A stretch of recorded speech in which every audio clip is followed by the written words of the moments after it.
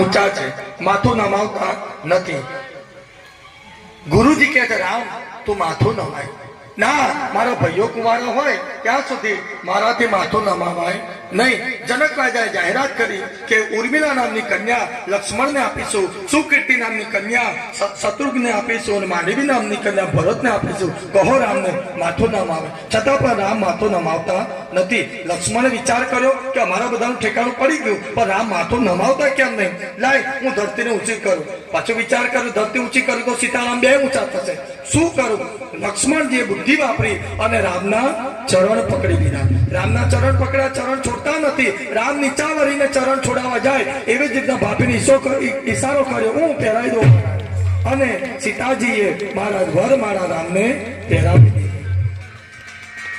રામો રામ જમણી સદા વિજયતે રામમ રમે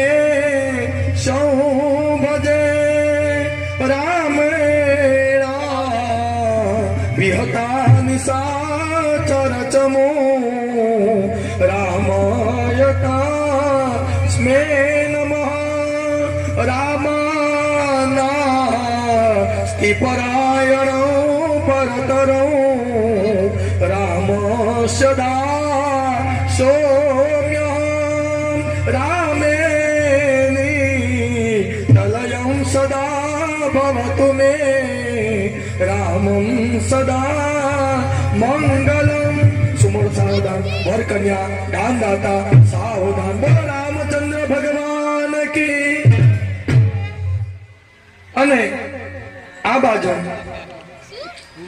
જનક રાજાને સીતાજીને વળાવવા ગમતા નથી.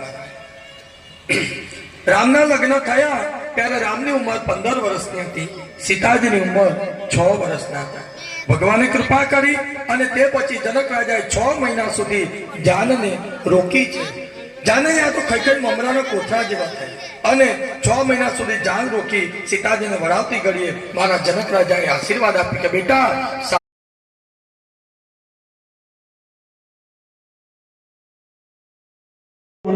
જોશી આવી ગયા.